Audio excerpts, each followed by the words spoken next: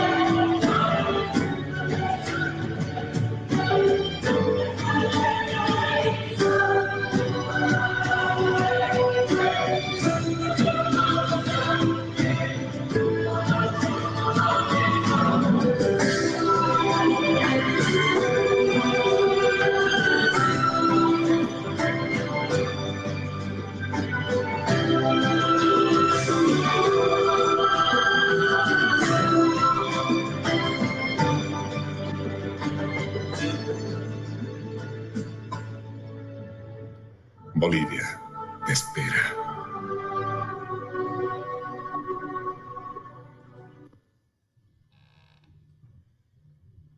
So Bolivia te espera means Bolivia awaits you.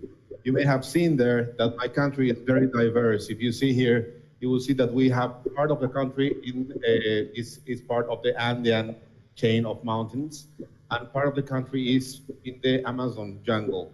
And this is part of the diversity I want to talk to you about, because this means that we have people who live cold weather in the mountains, descendants from Incas, and we also have people who live down in the jungle in very humid, wet, and low altitude, descendant of Amazonians or Guaranis or many other groups. You can see the highest point in Bolivia is above 6,000 meters, and the lowest is close to 70 meters. So it's a very diverse country, even when we talk about it geographically. This other map shows all the different cultures and ethnies that you have in Bolivia. You will see the Aymaras here, and you will see the Quechuas, which are spread in different parts of the country, and you will see as well the Chiquitanian and the Ayoreo and the Guarayo and the Guarani that is also big, and many others. They are around 35 different people, let's say indigenous nations in Bolivia. So that's the base of as a national country. When they did a census in 2012, you see 68% of the population identified themselves as mixed race. That means part Spanish descendant and part originary from Bolivia. And 44% of the population identify themselves as Aymaras or Quechuas, which are two groups of original people in Bolivia. And only 5% of people in Bolivia identify themselves as white people. So, really, indigenous people have a very big importance in the country. And same happens with languages. You see all these points, all these dots here represent a different language spoken in every different town or every different culture. So when we talk about plurilinguistic country, we talk about really plurilinguistic country, we talk about a very important part of the country. People in the rural areas don't have Spanish as a mother language. They speak other languages like Guarani, Aymara, Quechua, among others. So it is really, really diverse. So what happened? Before 2005, I used to live, and I was born in the Republic of Bolivia. Republic of Bolivia was a country that was created after the liberation from the Spanish kings, and we created a free state. And the characteristic of this republic is the same as any other Latin American country or any republic. But what happened in 2005 is that when Evo Morales, the first indigenous president, said, we have to rewrite the constitution to include all these nations. And that's what was done. In 2009, Evo Morales passed a new constitution. And this constitution included a change of the country's name from República de Bolivia, Republic of Bolivia, to Plurinational State of Bolivia. And this plurinational state term is the one that recognizes that we have many different nations spread around the country, and that we have to understand and include all those nations, their cultures, and their realities in our structures. So that was one very big change. And the new constitution had lots of implications regarding culture and inclusion. So all the laws started being rewritten from that spot. So parallel to all of this, economic growth came along. So Bolivia's income started growing. We were a very, very poor country before the 80s, and after the 80s, things started getting better. So we left extreme poverty in very nice ways, and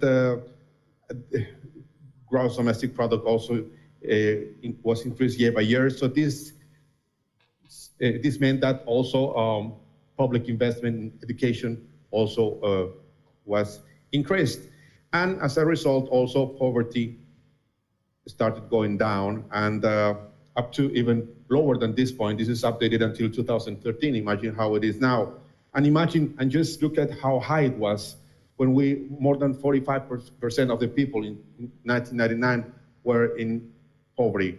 So those are other big changes regarding economy in Bolivia that had lots of implications. And besides that, the whole region, Latin America, started changing. As you can see, this report from the United Nations, in 1991, 17% of the population was doing higher education. In 2000, it was 21, and in 2010, it went up to 40. So besides the political and economical changes and social changes in Bolivia, there were other changes happening as well in Latin America as a region. So growth plus inclusion means change, and change also means a chance, right? So social changes brought chances to our country. A new law of education demanded redesigning all the undergrad and the grad programs to comply with the Constitution. This implied that also programs should include, for example, indigenism, Indianism, Andean and Amazonian cosmovisions, among with other requirements. That meant that all the plans of study had to be rewritten to be correspondent to the new Constitution. That means that in our classrooms, we had to change the way we were teaching to make sure that all this new country really had an impact in the classrooms. Besides that, the new law demanded that all Spanish speakers should study both a native language and a foreign language like English, for example, and a native language. It could be Aymara, Guarani, Quechua, because we need people in the urban areas to be able to communicate with people in the rural areas. As you may have noted, many people don't have Spanish as a first language. And also, this same law mentioned that people who don't speak Spanish as a first language, which is a very big group, had to study primary and middle school in their native language. That means that school, since that point, had to be held in these native languages, like Guarani, Aymara, Quechua, again, Ayoreo, or any other language. This is a big change because now students could really learn. Imagine how hard it is for a 7, 8-year-old whose mother language is not Spanish to have first grade school in a totally different language. Of course, they cannot learn as well as if you have classes in your native language. And the law said that these people who spoke another language should have classes in that language and take Spanish as a second language so that they can also get included in society in the urban areas. So these are two things that happened with the new law of education that really changed how things were being held before. Also, there was a new law of linguistics that required all public servers to speak a native language so that people who don't speak Spanish could access to services without having trouble with communication. And also there was another law, another very important law, that is a law against all types of discrimination that says that this was created to guarantee equitable and respectful environment for minorities. It means that if you show any type of discrimination against race, religion, sex, gender, sexuality, any type of discrimination, you go to jail. So no second chances, you do it, you're out. So this law pushed people to be more careful with how they express themselves, with what they do, with how they treat people. That was very hard before these changes. And also the economic changes brought chances for people, because as you may have seen, with the diminution of poverty, people who couldn't access higher education now could afford it. And people who could, people started thinking about starting a career where before they were struggling just to finish with mid school or sometimes primary school. And also some universities, like my university, were created with accessible models to provide chances for people who still couldn't afford university, even though poverty had gone down. And then migration happened. Because of all job opportunities and studying opportunities and the growth and the possibilities that urban areas brought, migration from rural to urban areas happened and cities started growing and growing. More jobs in the cities meant migration of full families. Also students from other countries are coming to study in Bolivia now. We have, my university has at least 30% of population from other countries like Peru, Brazil, Panama, and Chile that are coming to study, most of them medicine or petroleum or odontology or dentistry, I mean, in Bolivia. So we have received people from the rural areas, but as well we have received people from other countries. So imagine the plurality of our campuses here, our campi, I mean, here in Udabol, the university where I work at. And the results, first, now education is now a right. It is no longer a privilege. That I think that is very, very important for all countries in the world. Second, language has become a central part of the professionalization processes because, first of all, as I told you, in primary school, if you want to teach, you have to be able to communicate and teach in the student's mother language. And students have also be able to learn a second language, so you need a Spanish teacher as well. And in higher education, you need to teach a native language and you need to teach a foreign language as well. So students usually that finish the university with this model speak 3 languages, their mother language, English most probably, or Aymara, Quechua, and native language. And also, if you want to work in any institution, or for example, if you study medicine and you want to do a residence, they will demand a native language for you to apply. So language has really taken a very important position in learning, and because we understand that it's basic for communication. So as a result, people of rural and urban areas are communicating better. People from different cultures are learning to communicate. So they also have more opportunities because if you have a company that gives services in rural areas, you need people who speak their language. So you will hire probably somebody from that area.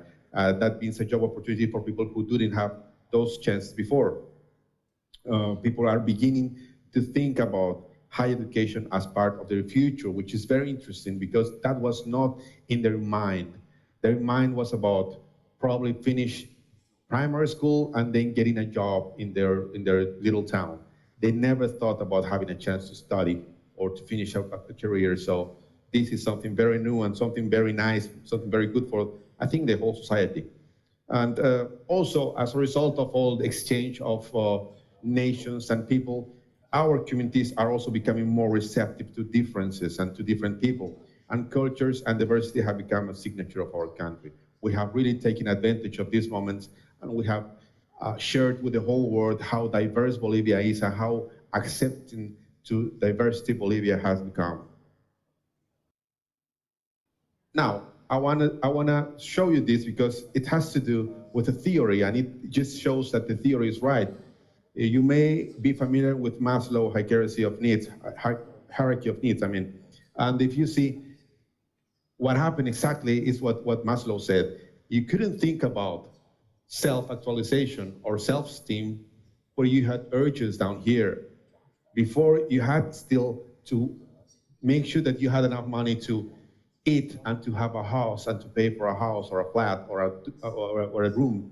So you couldn't really think about studying a career or finishing school. First, you had to have this cleared. But nowadays, now that our society has moved beyond that point, people are starting to think about respect, self-esteem, status, recognition, strength, freedom, and the desire to become the most that one can be. And that, in many times, has to do with higher education. So, as a conclusion, we have many more students in universities. This first line shows you how the population of students enrolling in universities has changed in the last years. You will see that there is a big change. But you will also see this other line that shows the total amount of students who are actually getting the degree. And you will see that there is a gap here, because this shows us that not all students who are enrolling in university are actually finishing it. And the gap that was smaller is bigger here, which means that probably probably these people who are getting the chance to study a career may not be finishing it. And this needs to be analyzed, studied, and solved, because otherwise, this is not a real opportunity. Because if the opportunity of starting an undergrad program doesn't mean that you will get one, then maybe it's just a waste of time and money. So this is something that really has to be issued, and this is one of the biggest challenges of this, that these changes bring with them. So why is this happening? According to our research, it's happening because of cultural differences. People come from the rural areas to the urban areas, or people who have different cultures come and they face the cultural change, and they cannot get adapted to these cultural challenges. Also, still is language. Although people do have Spanish as a second language, learning a different language is still a little bit hard, so they have issues with language. Another very important challenge is educational. Apparently, mid-school and elementary school are not giving them enough knowledge to face university properly, which means that we still have to work a lot in how we're teaching in basic and intermediate levels, so that when they get to higher education, they do have all what they need to face this type of education. Another important issue has to do with lack of family support, and this has to do with first-generation students. When you have an environment, a social environment that supports you to study and that sees the importance of studying, then you will get their support, and that always helps, and you may know this. But when they don't have this kind of support and they don't see the importance of these studies, or they think that they're wasting their time, sometimes parents may push students to quit school and start working because they see it as an expense. Another reason is also has to do with families, is the lack of university student role models. Third generation students don't have what many of us do have, that is a role model. My father or my mother, or both of them, as a role model of how to face university, how to study, how to dedicate hours to classes, and how to have a routine. So this is also new and has an impact on this. Family growth, we've seen that when people get married or people have children, they also quit university. It's the first thing they do when there's a problem with money, a problem with family, a problem with work, a problem with any kind of issue. Whatever, the first thing they do is they just quit school. It all has to do with self-esteem and self-confidence. When they are in the classroom with people that have lived in the cities their whole lives, they don't think that they belong there. They don't feel that they can adjust to all these groups of people that they can share with them. So they feel isolated and they quit. Sometimes they choose the wrong career, because us that live in the cities and have an environment that has given us all the input to decide what to study may make a better decision than people that are just deciding and seeing all the options right away. So this is also a reason. And finally, age gap. Not all people who finish school come to study at university immediately. Sometimes they work for a couple of years. Sometimes they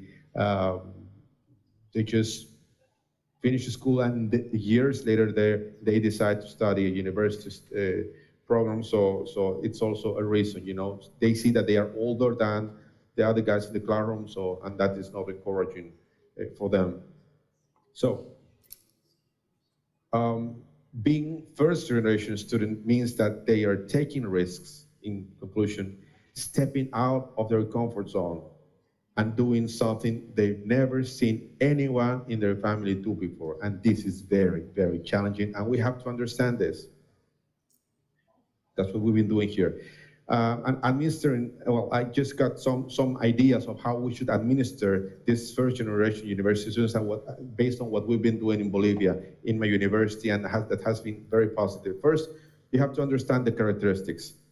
You have to do research and identify what is happening. Listen to students and see what their challenges are. You have to be aware that these groups of students are sensitive, and you have to put attention on them, and you have to commit to overcome this. Also, developing strategies to overcome challenges, being proactive. I've seen my university and other universities are working on creating clubs of these groups of students, or special mentoring or special sessions to really focus on these groups, get involved and motivate your colleagues to also get involved on this. Also, learning to detect and address situations promptly, develop tools to identify information systems, for example. They should have information that lets you know which groups are sensitive, which people are about to drop out or are dropping out subjects, are not attending classes anymore, so that you can, respond to that in the right time. Getting trained, and once you get trained, train other people on how to face these issues, share experiences. If you have found a positive technique or a positive activity that has improved or that has had good responses, this should be shared and with the rest of the faculty. For example, monitoring and tutoring are also very important, and transforming the community, because when students also help understand these differences and are part of this, of the solution, and try to embrace these high-risk students, things happen. Be the example, motivate, and evaluate how things are happening. It is when I talk about evaluate, this has also has to do with the fact that we should try to make equity, respect, and inclusion part of our evaluation. Right? We should find ways to observe and to evaluate this, because if students know that this is part of their evaluation, they may try to really focus on this, just as an idea. And when you face these groups of students, you should try to work on their persona.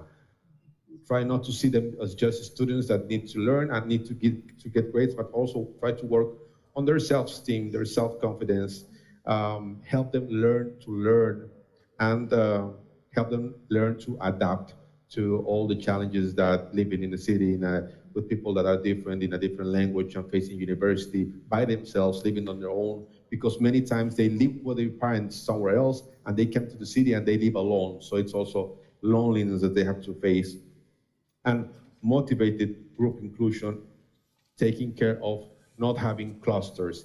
Here, that's one of the biggest challenges, because if you have Brazilian students, they try to cluster, hang out only with Brazilian students. So when you assign a group homework, they try to make homework with only Brazilian students. And the same happens with other groups.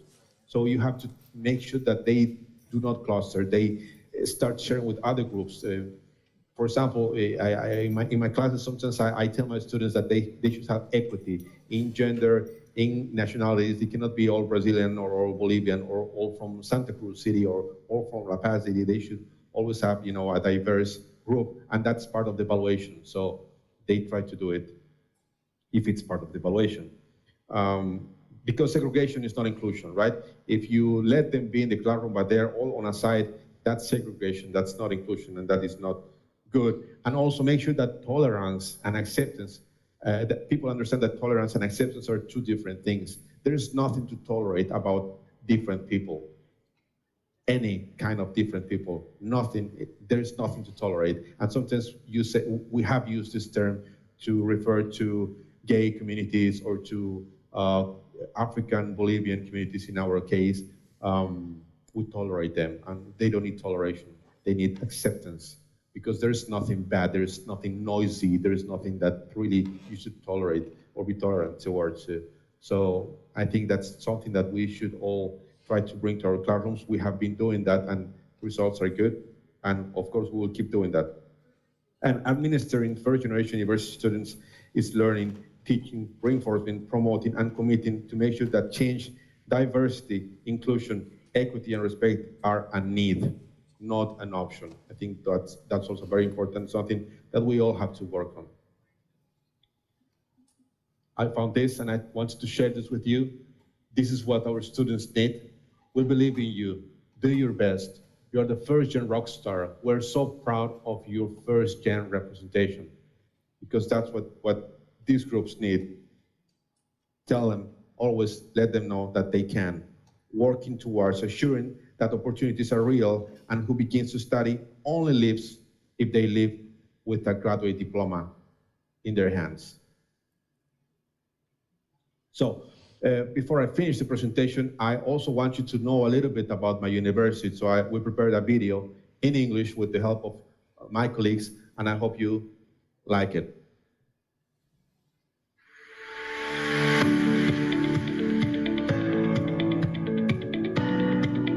The Aquino University Bolivia was created under the mission of developing higher education with excellence and competitiveness at the service of society. Its vision is to be the leading university in educational quality.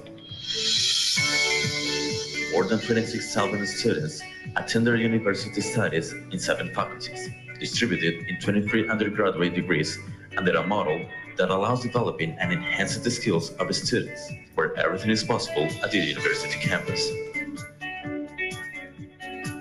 Education tends to be conceived beyond the degree as a continuous activity through postgraduate programs internationally accredited for their high quality and ability to respond to the demands and needs of the environment.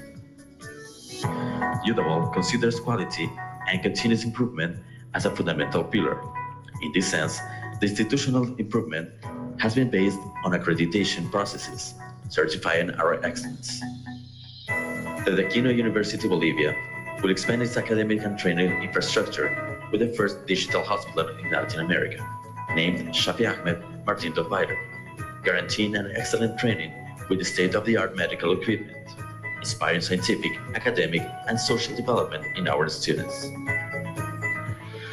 Our institution was born to give answers and serve our country, forming professionals with an innovative mindset, willing to assume the role of competitive leaders with international academic quality. Whatever the future holds for you depends on where you study now. UW, training the professionals of the future today.